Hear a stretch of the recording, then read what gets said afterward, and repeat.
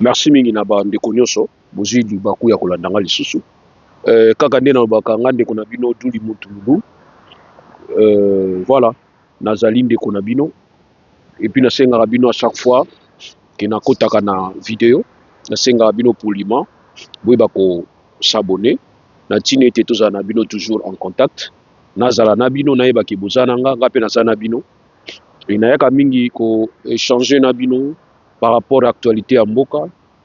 Je suis un leader d'opinion, je suis un lanceur d'alerte. Chaque fois qu'il y a une actualité, je viens pour commenter, je viens, n'est-ce pas, pour donner mon point de vue. J'ai toujours dit que mon point de vue n'est pas, une parole d'évangile, encore moins les sourates du Coran. Voilà, ou soit le Bible saint de Juif, Torah, mais plutôt c'est une façon pour moi de faire voir ce que je pense, ce que je vous dis, ce qui est fait, ce qui se passe, donner mon point de vue. Donc voilà ce que moi je peux vous dire par rapport à mes publications, soit ma chaîne, que je vous ai toujours demandé de vous abonner. C'est la chaîne DLM Loulou TV sur YouTube.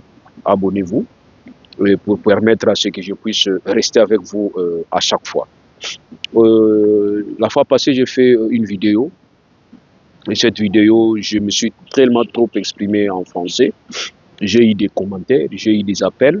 Les gens m'ont appelé pour me demander d'être un peu bilingue ou soit carrément de plus parler à lingala parce que je m'adresse plus au peuple congolais. Et j'ai dit qu'il était aussi important que nos frères africains, que nos frères européens et américains puissent, n'est-ce pas, comprendre aussi ce qui se passe en République du Congo, quels sont nos points de vue. Et voilà, c'est ce que nous avons voulu à un certain niveau. Mais sauf que le Congolais, les gens m'ont vraiment demandé d'être un peu bilingue. C'est un peu difficile pour moi d'être bilingue dans ce que je fais, tout simplement parce que il y a certaines expressions qui se comprennent facilement en lingala et d'autres aussi se comprennent facilement en français.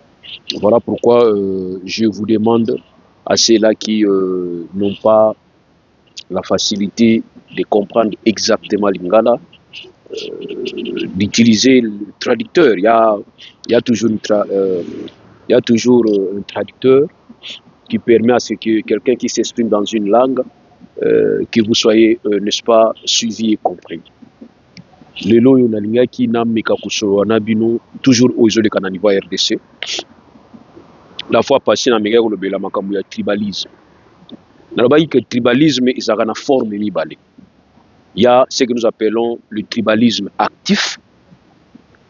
Le tribalisme actif, c'est le tribalisme oyo mutu azali ko haïr humain mususu, moto mususu en face na ye sur base, n'est-ce pas, ya tribu na ye.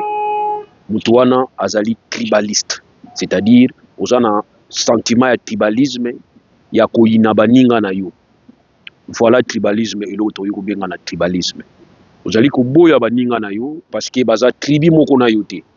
Wana yali tribalisme. Mais il y a une autre forme de tribalisme au bato bamonaka mingi mingi te. O to bengaka tribalisme passif. C'est-à-dire tribalisme moko abstrait. To parlons en termes de tribalisme concret, c'est-à-dire au to zali ko mona et puis tribalisme moko zalaka abstrait. C'est un sentiment de tribalisme mais se manifeste dans sens moko ya kobatama.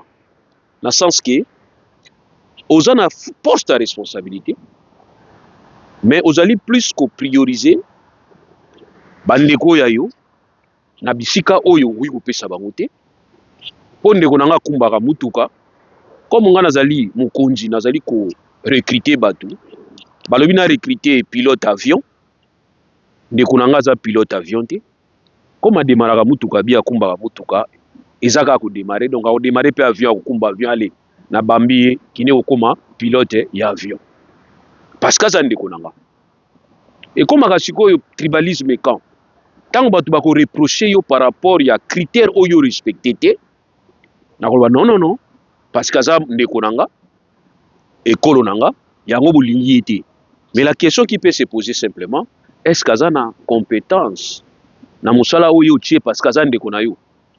Est-ce que ozotia na musala po aza ndeko na yo ou bien ozotia na musala parce que aza na compétence? Wana pe eza forme cachée ya tribalisme. Et yango nde tozomona mingi na niveau RDC lelo. On ne refuse pas. Moi, une fois, je l'ai dit, que nos frères Luba, totanga na bango mingi, ya mayele baza ebele. Ya mayele baza. Surtout na domaine ya biso, domaine ya justice.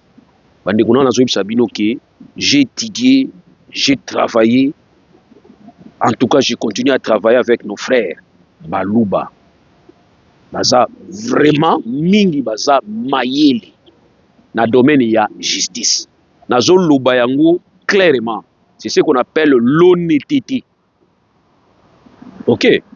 Mais il arrive des fois, soki nga naza wana et que naza ndeko na bango, il faut na tia équilibre moko pour permettre à ce que na ba ikolo mususu pe batu musu baza pe ya mayele lokola bandeko yanga, comme poste eza 10, oli na pesa 9 postes na bandeko nanga, faut na tia équilibre. Na tia équilibre. Makambo équilibre ngate muna bandiango. Makambo équilibre bokomona ngo na kati ya constitution na biso. Tant balobi que forme ya gouvernement, composition ya gouvernement, faut tenir compte ya réalité régionale. Ya réalité ya ba province na o etali gouvernement provincial. Balobi il faut tenir compte na ba territoire. Et nous avons démontré que soki lelo législateur akala alobi que gouvernement provincial faut ezala na 10 membres et ko leka 10 membres té législateur atena compte ya Congo central parce que Congo central azana 10 territoires. Congo central azana 10 territoires. C'est ce qui fait que ba province musu etikali bazana ba moins de 10 territoires. Yango ba kala biso ba plafona biso que gouvernement provincial faut ezala kaka na 10 ministres provinciaux. Ba ko sala makambo na bango Kabila sala ki la fois passée na bato Kabila ba ko sala ba commissaire généraux ya Lukuta wana ba sala ki oyo constitution lobela te. Mais balobi que limite nango fait ezala 10 territoires, 10 ministres provinciaux na côté naka compte ya représentativité territoriale. Donc ici on demande l'équilibre. Même dans le gouvernement national babi qu'il faut tenir compte ya régionalisme. Tout ça combien de provinces, boutali nombre de provinces. Si vous avez 60 ministres, donc on peut comprendre que aucune province tokoki kozanga po tozala 26. Donc aucune province kozanga ne fût que représentant moko. Mais fort malheureusement le gars ba province mususu ezangaki. Donc pour dire dans le cadre ya mise en place na mboka oyo ezali multiculturel neti ba RDC oyo ezana ba langue ebele, oyo ezana ba province ebele, ba ethnie ebele, tant yo za mukonzi faut tenir compte ya équilibre géopolitique pour permettre yo ba fixation et salamate. Mais lelo yo soko monika kote oyo ndeko nanga, kote kuna ndeko nanga, kote kuna ndeko nanga, kote kuna batuni yo tomboki. Obani ko finga, obani ko taxer batu mususu ba tribaliste sans tenir compte que acte na yonde yango nde et créer réaction. C'est comme bana mususu bazaka na ndako. To mona yango mingi biso ba parents. Yem tabandi mabe, surtout ba leki. Anyati grand frère na yemo mbata, tant grand frère ko réagir, olia banda ki papa na nyata ki mbata liboso ya réagir. Non, awa soka ke non, il m'a tapé. Tant on vérifie que nzoka yem tabandaki. Ndenge moko na tribalisme ya forme wana. Déjà tribalisme moko caché. Pour na détecter ngo, il faut provoquer mutu wana oyo ils osent comprendre kaza na niveau ya tribalisme wana. Soko reprocher au mona mutu wana za na tendance ya ko se victimiser. Ko se victimiser. Neti biso ba oyo bazo sala biso boye pona nini? En ignorant que mabe euti nde epana yo. Donc tant mabe euti epana yo, yeba pe ko assumer ba conséquences. Voilà pourquoi la lobby que il faut que quelque part to comprendre aussi que mabe zo utaka epaya ba konji surtout ya biso. Botala ba cabinet na bango.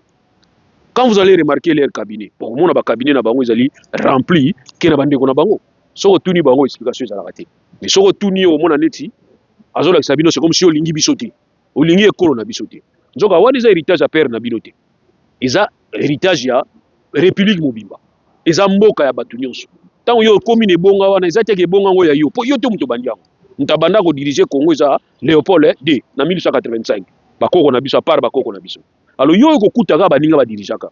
au lieu de le coloté, ozolanda no lokolo te ntango bakoreproche yo okomi victime okomi koluka sikoyo kobenda sikoyo mawa ya bandeko na yo baya kokotela yo mito babake yo otumbolaka no kaka bato mpo bakotelaka yo ndenge moko ezoleka na niveau ya mboka actuellement ndenge moko ezoleka na niveau ya mboka donc voilà pourquoi nalobi ke biso tokanisi na baposte mosusu oyo bapesaka bato sur base ya constitution bien que bozo respecter na bino yango te il faut tenir compte ya équilibre tenir compte pe ya bapropos oyo kobimisa. C'est très important. Qu'est-ce qui s'est passé biso na Congo central? Tozali na ne Mwanda Nsemi, paix à son âme. Ne Mwanda Nsemi. Mbuta ne Mwanda Nsemi. Il va nous dire un jour que Congo central les a ne Congo. Il a développé un discours. Discours wana batu mingi bakoya kinam. Oui, c'est vrai. Ils ont un discours moko basé sur l'injustice. Il avait remarqué que dans le niveau à Congo central, le poste stratégique est occupé dans le Congo. Atangi libiso ANER, atangi libiso DGM, atangi directeur à DGI, atangi directeur à douane, atangi, il n'avait pas tort. Mutamutu a raison. N'engini biso moko ba Kolomboka, to sengi nyonso te, mais to sengi nefiste une petite représentativité, même déchet. Via Lobimbo, il faut que mutu na muta zongi pa na ba. Sentiment le bané ko kola na niveau Congo central. Colonion se zonga. Mais batu ba telemela ki vieza ki biso ba petit na e. Ba petit na ba ne Congo. Oto benga ba jeune veillé. Tobi vie te ozana raison. Mais façon ko memela ngonde ozo memela ngwana vie ndengo wana te. Tobi si vie e simba te. Biso ni tobi sa ki vie na biso. To ligaki na ba télévision. Période wana période ba ndika wala ovie keba kuna ndika bala batu na bango baza osalaka ndika donc ça dit so lobeli vie mabe neti ba biso to okendaka mingi ba Congo central ba mwanda ba nini ba nzela ya butu so ba kangi oke yo mto maka vie respect mystique mais tozwa ki risque ya koleka na télévision ko démontrer pas ya vie na respect nyoso ke vie nzelo zo kota wani za fonzela une fausse route to démontrer vie to lobike depuis 1960 régionalisme ezalaki mutu na kwena ba so otali ekolo mingi bazalaki mingi te na niveau ya ma province, c'est-à-dire quoi so ozui baluba na niveau ya Congo central ba 1960 bazalaki ebele te discours wana ekoki koleka bato ba comprendre mais lelo yo interpénétration esalami trop ya ba culture na biso ya ba ethnie ce sens que oluba bali mu Congo aboti na Congo central mwana wana za mwana nini aza muluba ou bien aza mukongo toyebisi vie simba te mukongo abali muluba baefa na Kasai mwana wana koli na Kasai afai na Kasai neve na biso aza muluba ou bien aza mukongo siko jour okokende na politique na yo wana ke kingandi bozongo epa na bino siko bana na biso wana bandamu tokata bango katikati ou bien ndenge nini tobina vie idée wana simba te biso ba jeune totelemeli yango biso ba jeune ya ne Congo totelemeli yango tobisa vie simba te elekate to décourager bato bazana esprit wana mais dis-moi to réclamer ce qui est réclamable pour permettre biso à ce que to se retrouver na équilibre ya partage ya ba responsabilité ça nous sommes d'accord mais dire que bato na bato bazonga pa na bango vie Mwanda Nsemi wana okoshi to lobaki yango calmement bien ça vie na biso to pesa ki respect mak to zo pesa respect makasi mais loko nazo remarquer pa bato mususu mabe utie pa na bino bomoni ke mabe yango au lieu que bozo courage à côté la vie na bino que vie maximum mumenu ndenge zo betela ngo wana bien te poste oyo zo occupé ils poste ba maximum mumenu te un président de la République qui devient président qui prête serment n'est plus Muluba n'est plus Mukongo n'est plus Muswahili n'est plus Mungala il est chef de l'État symbole à unité nationale mais balangazi ya Félix Tshisekedi na mboka na bango soka ki na Kasai mona mai soka netika Kasai azolakisa bato lokola ye azo se victimiser po akomi président yango balingi biso nyonso te non napesa exemple ya Bili Kapinga mbote napesi mama na nga wana napesa exemple ya Pierrot Luara napesa exemple ya bato ebele namonaka bato ebele donc ça dit est-ce que c'est interdit ndeko azala opposant ya ndeko na ye est-ce que c'est interdit? C'est interdit te Est-ce que c'est interdit so tozo ekolo moko te nazala opposant na yo soki ngana o politique na biso ezo simba te? Non, c'est pas interdit. Donc pour na tout simplement que bino ba petit ya ba vie na bino o bazo déconner na ba langage. Bo ramena ka ba vie na bino na nzela.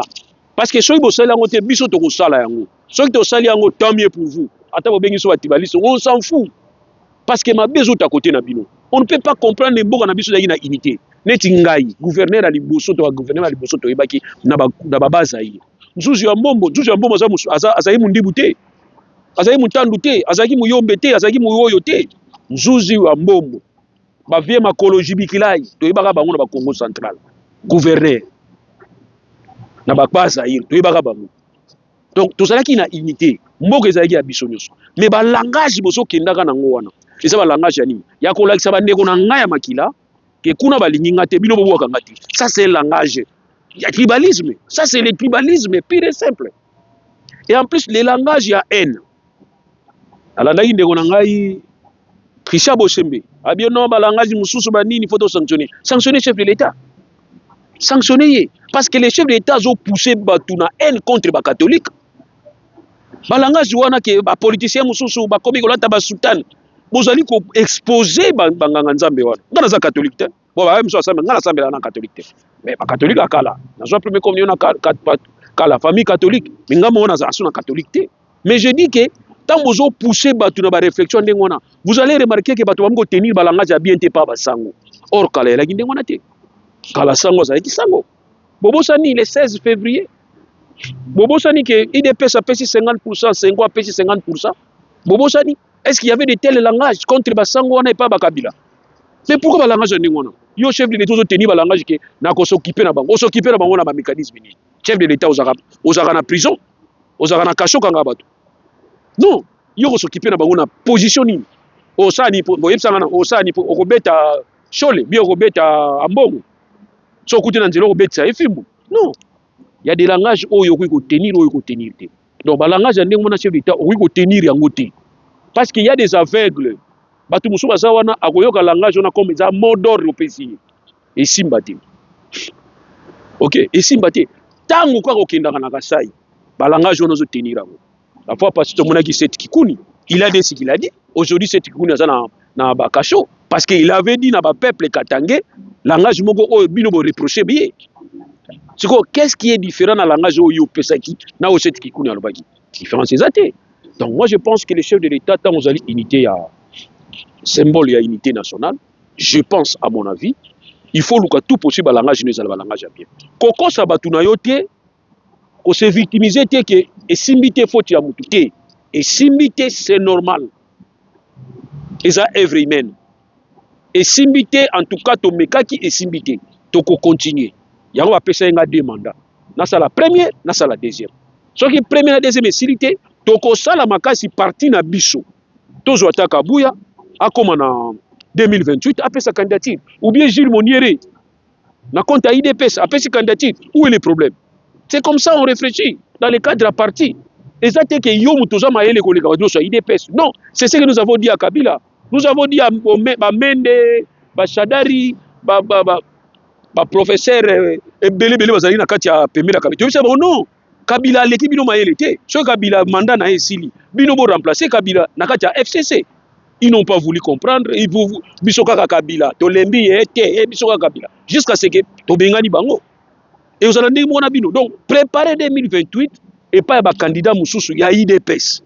So eza Kabuya te, eza Gilles Moniere, so eza Gilles Moniere te, eza Pasteur Guilin, so eza Pasteur Guilin te, eza Clément Barouti, so eza Clément Barouti te, eza Jacob Eya.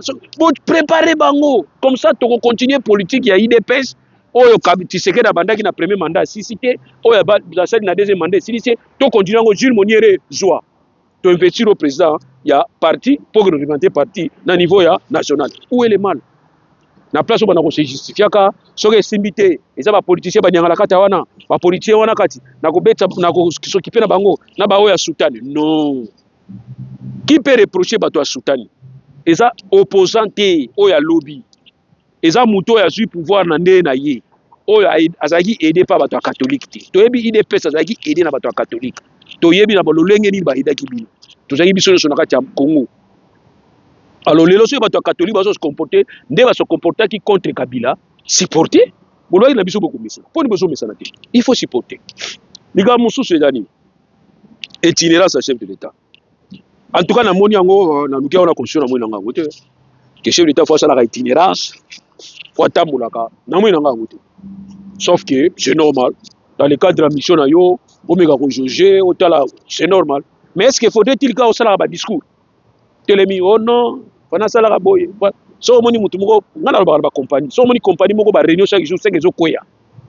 na famille mo so moni ka chaque jour réunion de famille c'est que premier dans la kati oza obligé to que no sala ba itinérance na yo il faut ka obengisa la population parce que population azo attendre na yo solution ba explication ti mais comme mutu ba explication au moni ba muso za ba boye pa moi si moko boye ndeto za ikala bo mona ba boye yo to mubala boye yo ozo expliquer ba nyonso so moni mutu ndia tonto ya kana est-ce que zalaka tonto tantine ya kana est-ce que zalaka ndenge moko ko expliquer peuple ozo expliquer peuple nini ozo expliquer peuple loko nini ya to lobi ke c'est que ça signe ya bien te or itinérance na yo ezaba itinérance ya ndeni est-ce que ça vraiment important chef de l'état ça la itinérance.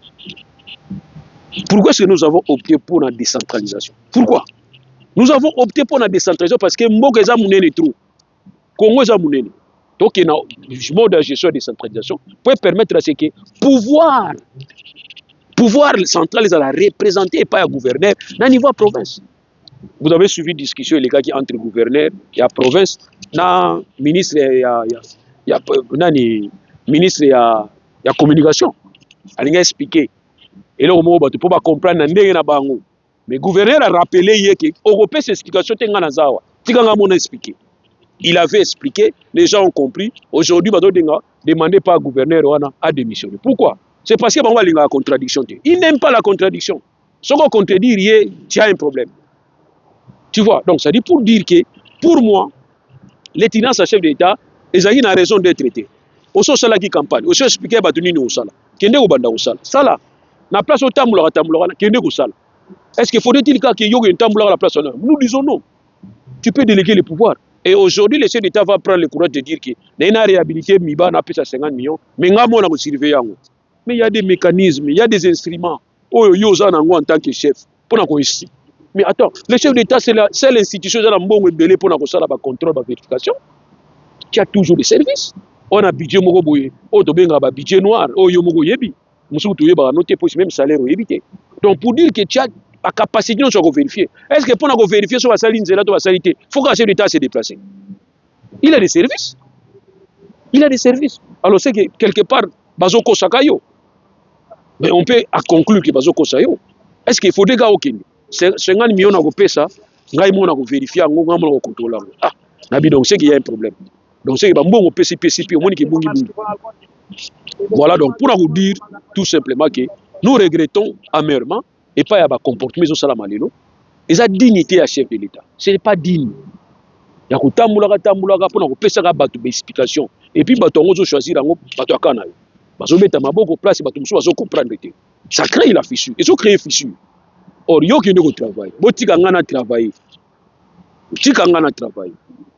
Voilà, c'est ce qui est important. Dans la il faut que les opposants féliciter l'armée. Ceux qui progressent. Dans la fois passée, Félix Tshisekedi. Ceux qui ont une image que Etienne Tshisekedi a félicité les forces armées, tant mieux. Peu à son âme. Ce monsieur-là, il ne faut pas le comparer.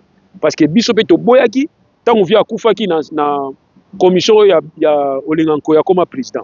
Tobaye que place on est réservé par Etienne Tshisekedi. Comme à Koufi botika na bino ka commission. Bandimaki bisote.